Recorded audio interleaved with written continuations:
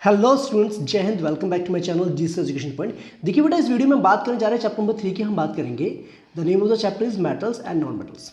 Okay, जितने भी बेटा कॉन्सेप्ट्स आपके चैप्टर्स वो सारे हम वन बाय वन यहाँ डिस्कस करते हैं। देखिए बच्चे, देखिए यहाँ पर मेंशन किया बेटा, elements can be classified as metals and non metals on the basis of their property. ठीक है, अब बेटा हमने क्या एलिमेंट्स को हम अलग अलग कैटेगरीज में डिवाइड कर सकते हैं। मेटल्स हो गया, नॉन मेटल्स हो गया। ओके, एक और आपका आता है बेटा मेटलॉइड्स होते हैं आपके। ओके, तीन कैटेगरीज में डिवाइड कर देते हैं। ओके, तो ये चीज़ आपकी बात समझ में आ गई। कुछ एग्जांपल्स दे के बेटा, मेटल जैसे आयरन हो गया, एल्यूमिनियम हो गया, सिल्वर हो गया, कॉपर हो गया। नॉन मेटल्स में आपका हाइड्रोजन आ गया, नाइट्रोजन हो गया, सल्फर हो गया और ऑक्सीजन हो गया। अगर हम मेटलॉइड्स की बात करें तो बेटा मेटलॉइड्स में आपके आ जाते हैं सिलिकॉन आ गया आपका।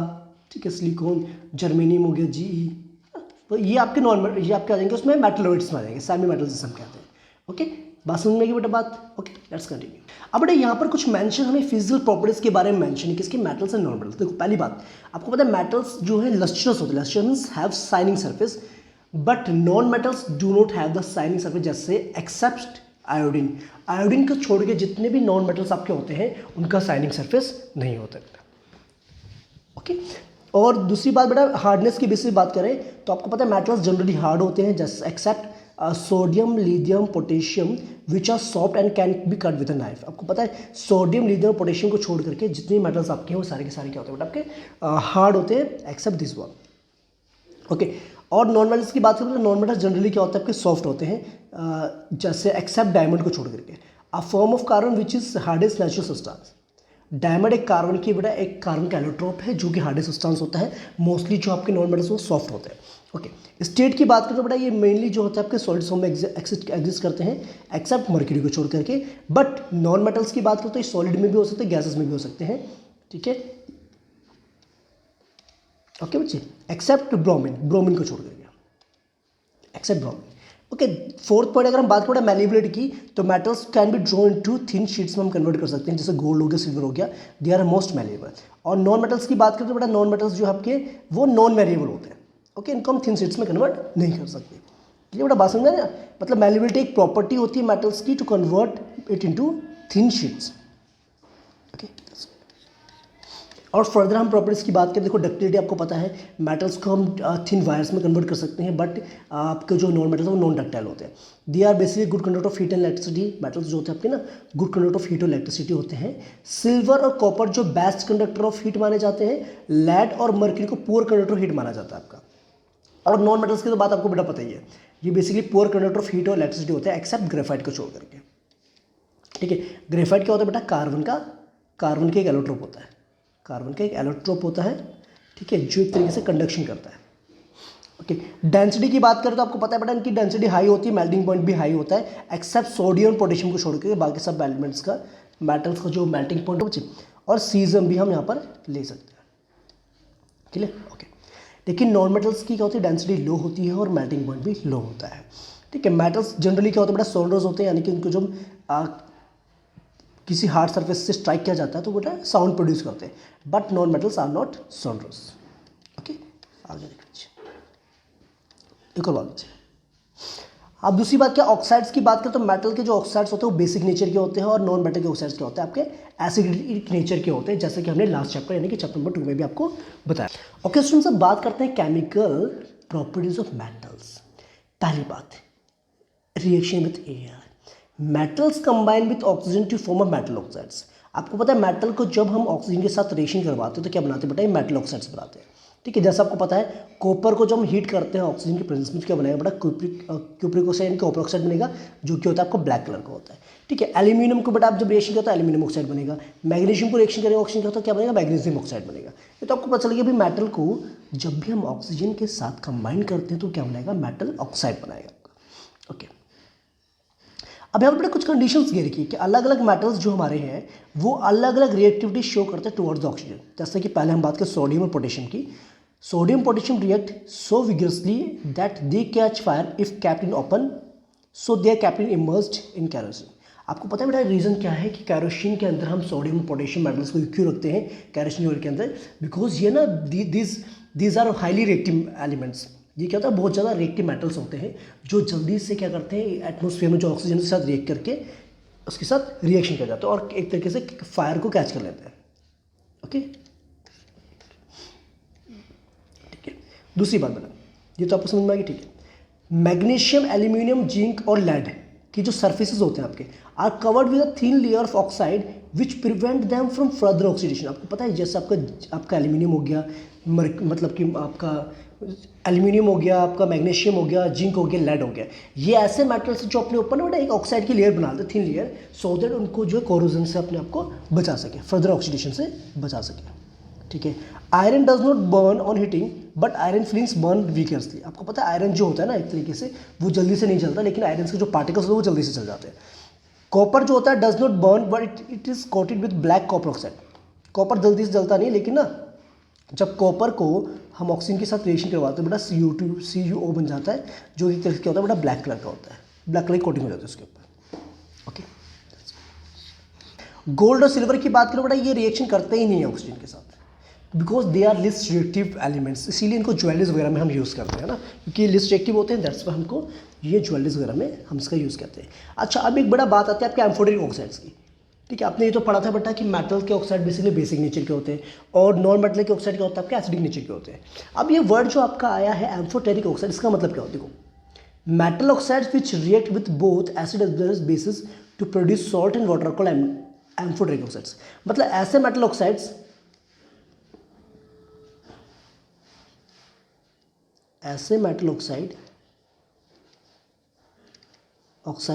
जो दोनों के साथ रिएक्शन करते हैं, एसिड के साथ भी और बेस के साथ भी, उनको हम एम्फोटेरिक ऑक्साइड्स कहते हैं।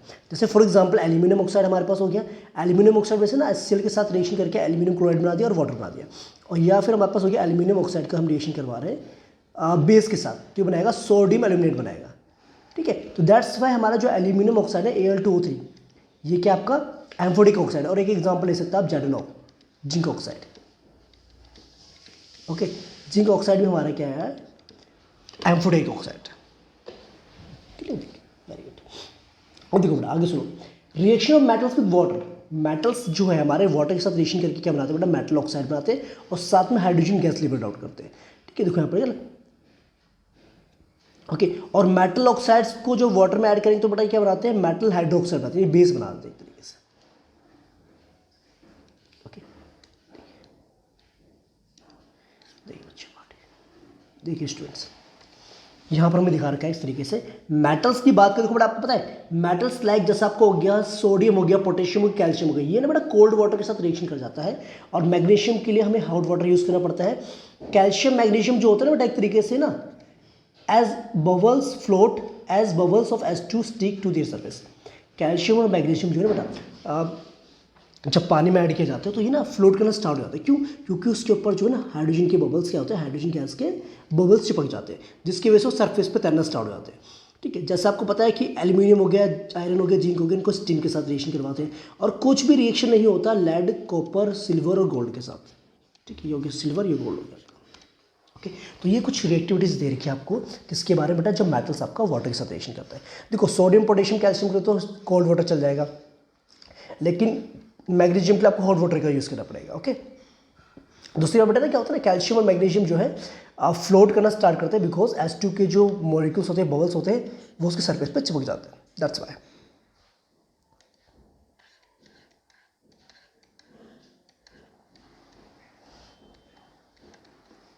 ओके स्टूडेंट्स, ठीक है बच्चा पार्टी, इतनी बात समझ में आ गई बेटा आपको? अगर नहीं समझ आता तो बेटा कमेंट जरूर करके जाए ऐसे ना, ठीक है, बिल्कुल। कुछ एग्जांपल्स बेटा दे रखे हैं आप देखो, सोडियम को वाटर के साथ रिएक्शन करवा रहे हैं तो सोडियम हाइड्रोक्साइड बन रहा है, साथ में हाइड्रोजन गैस रिमूव हो रही है। मतलब कहने का मतलब क्या है ना बेटा, सिंपल सी बात, अगर सोडियम को मैं वाटर के साथ रिएक्शन करवाता हूँ तो आपको पता बेटा पहले सोडियम हाइड्रोक्साइड बनेगा, सोडियम ऑक्साइड बनेगा Na2O, है ना, और हाइड्रोजन गैस निकलेगा, साथ में आपका हीट निकलेगा, और ये बेटा वाटर के साथ रिएक्शन करने के बाद क्या बनाता है आपका सोडियम हाइड्रोक्साइड बना देते हैं, ठीक है। वो चीज़ बेटा यहाँ पर सारे एग्जाम्पल आपको दे रखे हैं, ठीक है, तो ये आपको पता होना चाहिए, ओके। आगे बात करते हैं नहीं बेटा, अब बात है बेटा थर्ड पॉइंट की बात करें, थर्ड पॉइंट पे बात करते हैं बेटा थर्ड पॉइंट की, रिएक्शन ऑफ मेटल्स का रिएक्शन किसके साथ, एसिड के साथ, वो भी कौन सा एसिड, डाइल्यूट एसिड के साथ। देखो मेटल जब बेटा डाइल्यूट एसिड के साथ रिएक्शन करता है तो क्या बनाता है, सॉल्ट और हाइड्रोजन गैस लिबरेट आउट करता है, ठीक है। लेकिन जो कॉपर हो गया हमारा, सिल्वर हो गया हमारा, मर्क्यूरी हो गया, they do not react with dilute acid, ये डाइल्यूट एसिड के साथ रिएक्शन नहीं करते। ये देखो बेटा आपको पता है आयरन को रिएक्शन करेंगे हम HCl के साथ, हमें मिलेगा FeCl3 और साथ में हाइड्रोजन गैस मिलेगी। मैग्नीशियम क्लोराइड मिलेगा, ठीक है, जिंक क्लोराइड हो गया या एल्यूमिनियम क्लोराइड हो गया। This is the basically reactions of some metals with the hydrochloric acid, okay, यानी कि डाइल्यूट एसिड के साथ जब हम इसका रिएक्शन करवाते हैं तो क्या करता है, हाइड्रोजन गैस को लिबरेट आउट करता है, और दूसरी बात एक तरीके से क्या करते हैं, सॉल्ट फॉर्मेशन करते हैं। Fourth point, reaction of metals with solution of other metal salt. अगर हम एक मेटल को दूसरे मेटल के सॉल्ट्स के सॉल्यूशन के साथ रिएक्शन करूँ तो आपको पता बेटा होता क्या है, वहाँ पर होता है डिस्प्लेसमेंट रिएक्शन होता है। हाईली रिएक्टिव एलिमेंट क्या करता है, अपने से लेस रिएक्टिव एलिमेंट को वहाँ से रिप्लेस कर देगा, उस जगह पे खुद बैठ जाएगा। जैसे देखो यहाँ पर लिखा है आपका, reactive metals can displace less reactive metals from there compounds in the solution. जैसे यहाँ पर देखा बेटा कॉपर सल्फेट का सॉल्यूशन था मेरे पास ब्लू कलर का, अब उसमें बेटा मैंने है ना आयरन नील डाल दी, तो क्या होगा, धीरे धीरे ब्लू कलर जो का फेड हो जाएगा, ग्रीनिश में कन्वर्ट हो जाएगा, और उसके ऊपर क्या जाएगा, ब्राउन कलर की लेयर बन जाएगी जो कि होती है कॉपर की, ओके। इसके लिए बेटा क्या यहाँ पर एक रिएक्टिविटी सीरीज दे रखी है आपको। इसके लिए रिएक्टिविटी सीरीज का पता होना चाहिए जब मेटल के डिस्प्लेसमेंट रिएक्शन की बात करें। देखो the reactivity series is a list of metals arrange in the order of their decreasing activities के आधार पर किया जाता है, ठीक है। जैसे आपको पता है सोडियम आपका मोस्ट एक्टिव होता है, फिर आपका लिस्ट एक्टिव होता है गोल्ड, तो उसको याद करने का बड़ा एक तरीका भी है, कैसे, का ना के मसाले आलू जरा फीके पड़े हैं, चल हट आगे आ, ठीक है। तो यानी कि किस तरीके से आप याद कर सकते हो उसको, ठीक है बेटा, कोई दिक्कत की बात नहीं है, ओके। तो आपको पता है बेटा सबसे ज़्यादा रिएक्टिव आपका होता है पोटेशियम और सबसे कम रिएक्टिव होता है आपका गोल्ड होता है।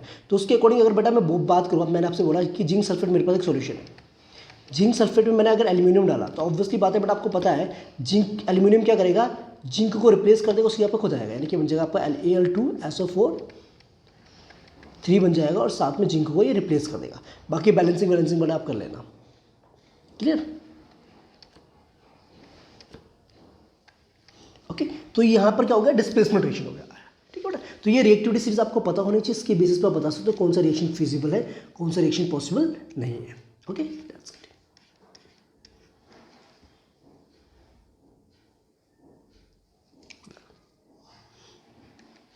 देखो जी, अब आती है बात बेटा reaction of metals with non metals.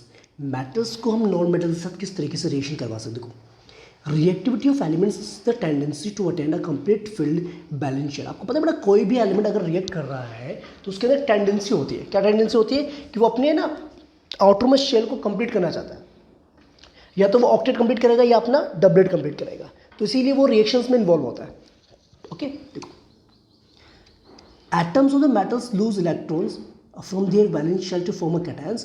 Atoms of the non-metals gain electrons in the valence shell to form the anion. आपको पता है जो मेटल्स होते हैं वो इलेक्ट्रॉन को लूज करते हैं, उनके पास प्रॉपर्टी होती है इलेक्ट्रॉन्स को लूज करने की, और नॉन मेटल्स के पास एबिलिटी होती है इलेक्ट्रॉन्स को गेन करने की, okay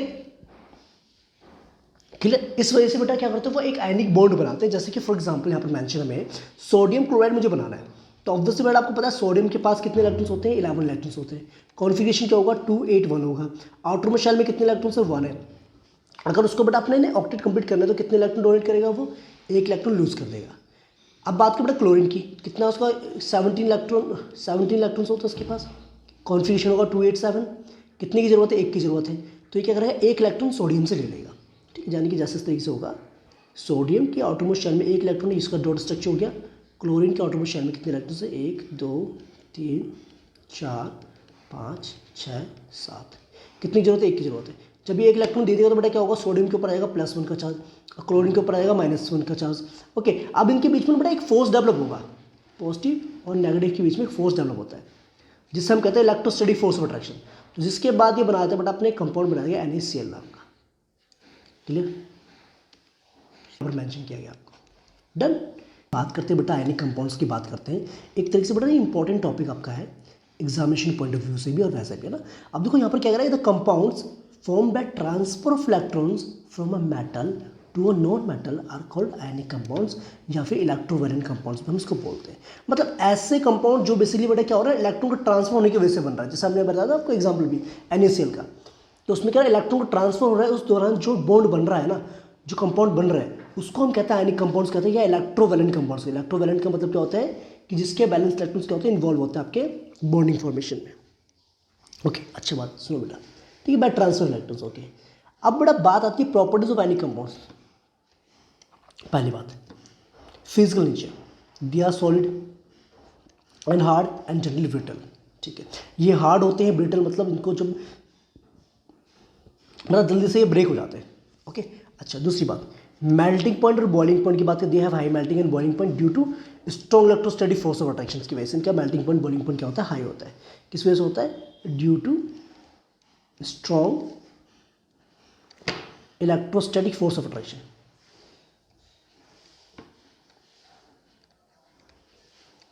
electrostatic forces of attraction, ये चीज़ बेटा आप ध्यान रखिए। ओके, दूसरी बात सॉल्युबिलिटी की बात करें बेटा, generally soluble in water and insoluble in solvent such as kerosene और पेट्रोल लाइक होता है, क्योंकि आपको पता है लाइक डिजोल्व्स लाइक होता है ना, तो एनी कंपाउंड सिर्फ वाटर सॉल्युबल होते हैं और कैरोसिन और पेट्रोल वगैरह में ये सॉल्युबल नहीं होते हैं। Okay, that's it.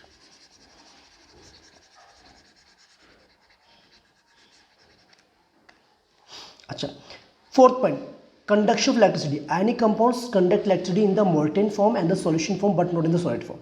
solid form में आपके any compounds conduction नहीं करते क्योंकि ions आपके free नहीं होते, but in the molten state और in the solution form आपके जो ions होते हैं free form में होते हैं, that's why it conduct electricity in the molten और aqueous form। okay, done, that's good। करते हैं ऑकरेंस ऑफ मेटल्स की बात करते हैं कि मेटल्स को जो हम किस फॉर्म में ऑकर होते हैं, किस फॉर्म में आपके मॉडल्स प्रेजेंट होते हैं। ठीक है, पहली बात बड़ा मिनरल्स की बात करें, द एलिमेंट और compounds which occur naturally in the earth crust are called minerals.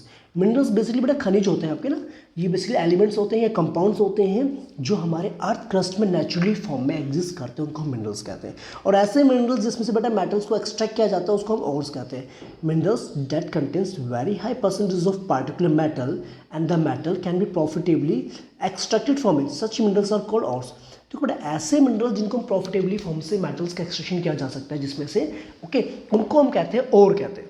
अब यहाँ पर बेटा एक रिएक्टिविटी सीरीज जो हमने पढ़ी थी ना बेटा, उसी की तरह यहाँ पर भी एक मेंशन है, आपको देखो क्या देखा आपको, देखो आपको होता है वेरी रिएक्टिव मेटल्स की बात करें तो आपका जैसे पोटेशियम हो गया, सोडियम हो गया, कैल्शियम, मैग्नीशियम, एल्यूमिनियम, ये कभी भी आपको फ्री फॉर्म में मिलेंगे नहीं। ठीक है, इनका जो एक्सट्रैक्शन किया जाता है by the process electrolysis. Electrolysis means क्या होता है, इनके जो मोल्टेन फॉर्म में जो सॉल्ट होते हैं ना उसके थ्रू हम इलेक्ट्रिसिटी को पास करते हैं और इस तरीके से हम इनको प्यूरिफिकेशन करवाते हैं। ठीक है, अच्छा दूसरे होते हैं बेटा मॉडरेटली रिएक्टिव, मतलब कि जो कि एक्चुअल में सल्फाइड्स की फॉर्म में, ऑक्साइड्स की फॉर्म में या कार्बोनेट्स की फॉर्म में प्रेजेंट होते हैं, जैसे आपका जिंक हो गया, आयरन हो गया, लेड हो गया, कॉपर हो गया, मर्क्यूरी हो गया। और कुछ होते हैं जो लिस्ट रिएक्टिव होते हैं जो फ्री फॉर्म में आपको नेचर मिल जाता है, जैसे आपको गोल्ड हो गया और ये एजी सिल्वर हो गया आपका। ओके, चलो ध्यान से, अब ये तो पता है आपको बेटा कि कौन से मेटल्स किस फॉर्म में आपको मिल सकते हैं यहाँ पर और उनको कैसे एक्सट्रैक्शन किया जाएगा उसके बारे में बात करेंगे। अब मेटल्स जो है, अगर मेरे पास एक पार्टिकुलर और प्रेजेंट है किसी एक मेटल का, तो मैं वहाँ से मेटल को किस तरीके से एक्सट्रैक्ट करूँगा उसका एक प्रोसेस। देखो पहला स्टेप होता है एनरिचमेंट ऑफ ओर्स, मीन्स एक तरीके से इम्प्योरिटीज होती है बेटा ओर्स में, यानी कि 10 पार्टिकल सैंड वैंड होता है, इसको रिमूव करने के लिए जो प्रोसेस होता है उसको हम कहते हैं एनरिचमेंट ऑफ ओर्स कहते हैं, यानी कि एक तरीके से गैंग को रिमूव करने के लिए। गैंग मीन्स इम्प्योरिटीज जो प्रेजेंट होती है। ओके, दूसरी बात एक्सट्रैक्शन ऑफ मेटल्स, दूसरा हम कहते हैं एक्सट्रैक्शन ऑफ मेटल्स, उसके बाद रिफाइनिंग ऑफ मेटल्स। फिर उसके एक्सट्रैक्ट तो करते हैं बेटा मेटल्स को, लेकिन वो मेटल्स उस समय भी क्या होता है प्योर फॉर्म में नहीं होता, उसको रिफाइनिंग करवानी पड़ती है और रिफाइनिंग करवाने के बाद ही हमें जो है प्योर मेटल मिलता है। ओके, जैसे कि यहाँ पर बड़े क्या लिखा हुआ है, देखो ये पूरा फ्लो चार्ट बना रखा है। ठीक है, स्टेप्स तो बड़ा ये पूरा ना फ्लो चार्ट आपको बना करके दिखा रखा है किस तरीके से और का एक्सट्रैक्शन किया जाता है। देखो यहाँ पर मैं बताता हूँ एक बार क्या क्या, देखो बच्चे देखो यहाँ पर बेटा ना आपको एक फ्लो चार्ट की फॉर्म में दे रखा है कि और से जो है मेटल्स को किस तरीके से एक्सट्रैक्ट किया जाता है। देखो आपको पता है बेटा कंसंट्रेशन ऑफ और, सबसे पहले तो बेटा और को हम क्या करते हैं क्या एक तरीके से जो इम्प्योरिटीज होती है उसको रिमूव किया जाता है। उसके बाद आपको देखना पड़ता है बेटा मेटल्स कौन से वाला है, आपका हाई रिएक्टिव वाला मेटल से या मीडियम रिएक्टिव वाला मेटल से या लो रिएक्टिव वाला मेटल से। अगर हाई रिएक्टिव वाला है तो उसको इलेक्ट्रोलाइसिस करेंगे मोल्टेन और में से, है ना। और अगर आपका मीडियम है तो उसमें कार्बोनेट और की फॉर्म में होगा या सल्फाइड और की फॉर्म में होगा, या तो हम कैल्शिनेशन करेंगे या हम रोस्टिंग करेंगे। ओके, और तीसरा होगा बेटा अगर आपका लो रिएक्टिव वाला है तो सल्फाइड ओर्स की फॉर्म में होगा, उसको हम क्या करेंगे एक तरीके से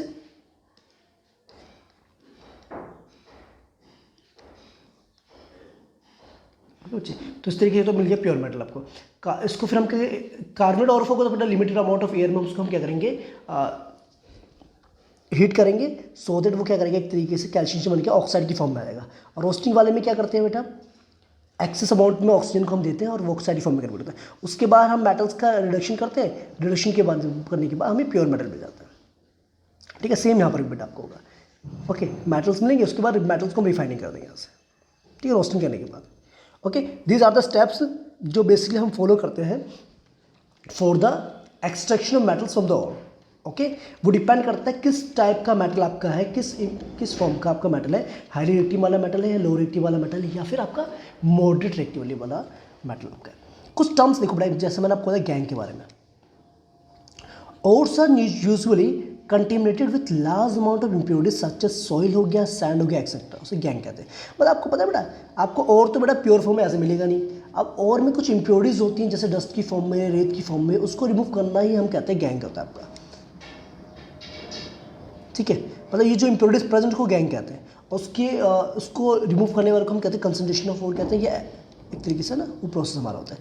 रोस्टिंग, देखो रोस्टिंग बेटा क्या होता है कि आपके जो और सल्फाइड की फॉर्म में प्रेजेंट है उसको हम ऑक्साइड्स में कन्वर्ट करते हैं हीट करके, in the presence of excess amount वगैरह करते। ठीक है, जैसे जिंक सल्फाइड मेरे पास एक और है, उसको अगर मैं बर्न करता हूँ, हीट करता हूँ, मुझे जिंक ऑक्साइड मिलेगा। ओके, तो ये हो गया हमारा रोस्टिंग हो गया। ओके, कैल्शिनेशन मीन सी मीन्स होता है बेटा कैल्शियम और सी मीन्स होता है कार्बन। तो इसके जो और होंगे वो कार्बन की फॉर्म में होंगे। ठीक है, कार्बन और उसको हम क्या करते हैं, ऑक्साइड्स की फॉर्म में हीट करते हैं, मतलब ऑक्साइड की फॉर्म में कन्वर्ट करते हैं by heating strongly in limited air. Limited air में हम उसको हीट करते हैं। इस प्रोसेस को हम कैल्शिनेशन कहते हैं। जैसे जिंक कार्बोनेट हमने बना दिया जिंक ऑक्साइड। ओके, उसके बाद हम क्या करते हैं, रिडक्शन करवाते हैं। Metal oxides are reduce to corresponding metals by using reducing agent like carbon. जैसे जिंक ऑक्साइड बनाते हैं बेटा हमारा, जिंक ऑक्साइड को अगर मैं कार्बन के साथ रिएक्शन करवाऊँ तो बन जाएगा कार्बन मोनोऑक्साइड बनेगा और जिंक मेटल हमारे यहाँ से इजीली एक्सट्रैक्ट हो जाएगा। डन। तो ये आपके होते हैं बेटा कैल्शिनेशन और रोस्टिंग के बारे में। ठीक है, क्लियर, दैट्स इट।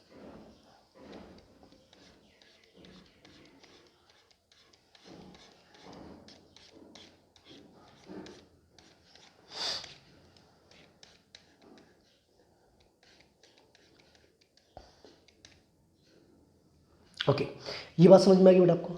अच्छा बेटा, एक रिएक्शन और होती है यहाँ पर आपकी आती है, यहाँ पर मेंशन नहीं है, वो है थर्माइट रिएक्शन। कौन सी बेटा होती है, थर्माइट। आपको बता दूँ यहाँ पर एक बार,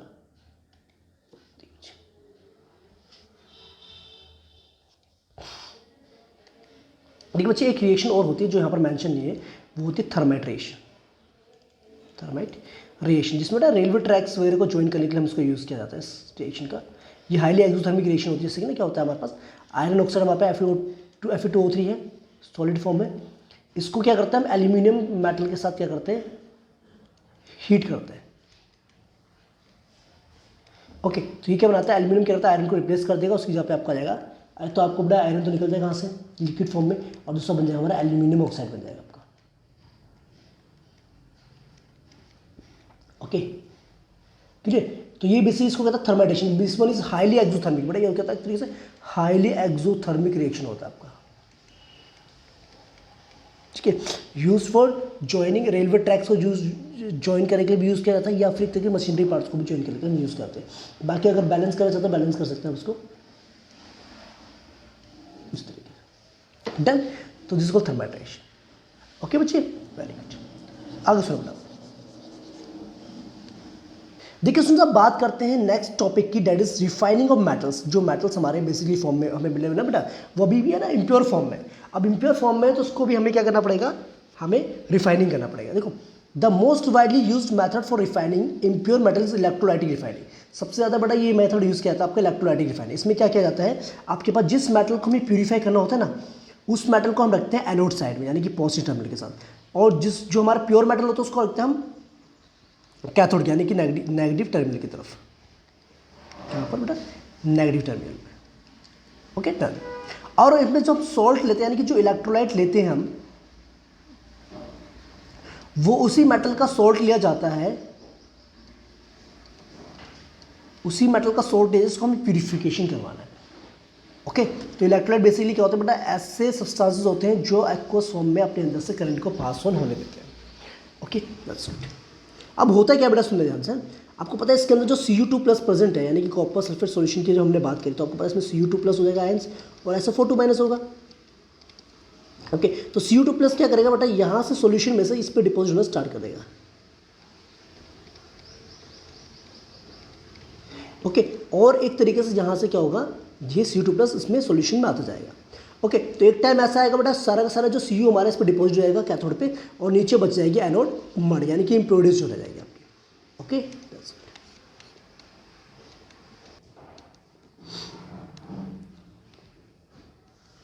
देखिए जैसा कि हम यहाँ पर मेंशन है, मैंने आपको बताया था, एनोड पे हम लेते हैं बेटा इम्प्योर कॉपर लिया हम यहाँ पर, ठीक है। कैथोड पे हम लिया प्योर कॉपर की स्ट्रिप ली है। इलेक्ट्रोलाइट क्या होता है बेटा, solution of acidified copper sulphate का हमने एक सॉल्यूशन लिया है, ठीक है, मतलब उसी के सॉल्ट का बेटा सॉल्यूशन लिया था, उसको हम प्योरीफाई करना होता है, ठीक है। देखो पहली बात, on passing current through the electrolyte the impure metal from the anode dissolves into the electrolyte.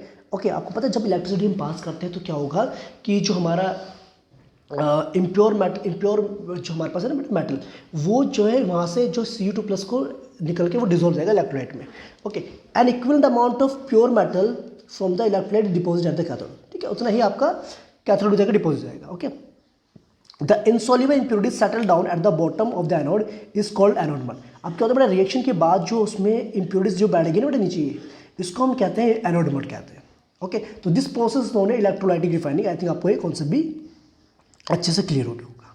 Okay बेटा, अगर आपको कोई भी क्वेरी हो तो बेटा कमेंट करके जरूर जाए। ओके, ठीक है, लेट्स कंटिन्यू। बात करते हैं लास्ट टॉपिक की, दैट इज कोरोजन। कोरोजन का मतलब क्या होता है, the surface of some metals such as iron is corroded when they are expose to moist air for a long period of time, this is called corrosion.